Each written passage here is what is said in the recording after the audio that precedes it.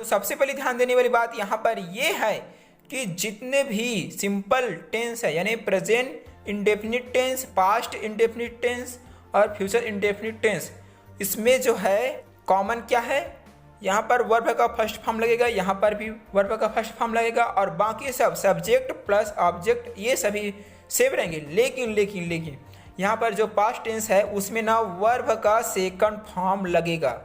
बस हमको यही याद रखना है कि पास्ट टेंस में जो है वर्ब का सेकंड फॉर्म लगता है। और यहाँ पर हेल्पिंग वर्ब की बात करें तो प्रेजेंट टेंस में जो सिंपल सेंटेंस है उसमें जो है हेल्पिंग वर्ब नहीं लगेगा और पास्ट टेंस में भी हेल्पिंग वर्ब नहीं लगेगा, लेकिन फ्यूचर टेंस में जो है हेल्पिंग वर्ब लगेगा। उसके बाद आप देखते हैं कंटिन्यूस टेंस में, कंटिन्यूस यानी लगातार।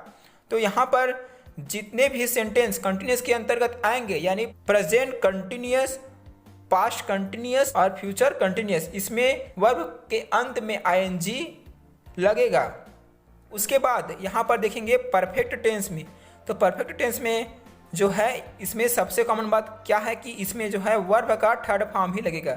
यानी जितने भी टेंस परफेक्ट टेंस के अंतर्गत आएगा उसमें वर्ब का थर्ड फॉर्म ही लगेगा।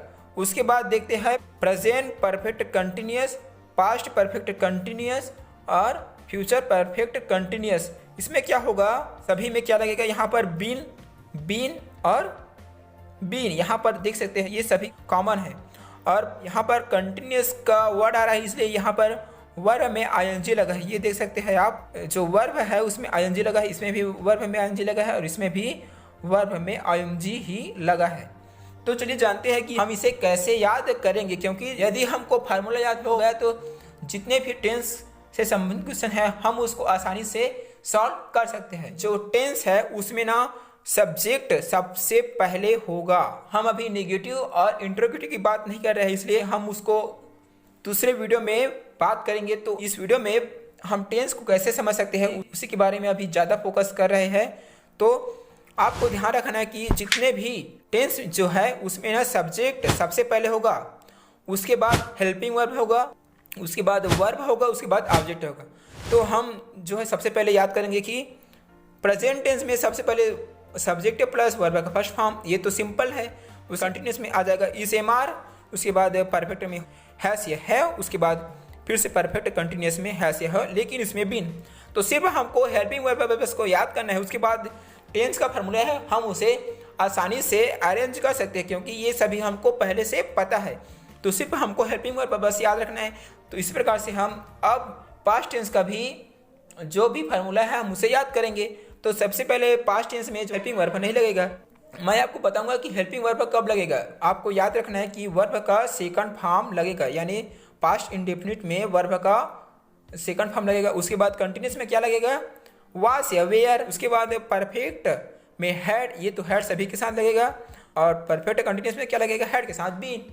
सिंपल है ना, ये तो सभी लोग याद कर सकते हैं आसानी से।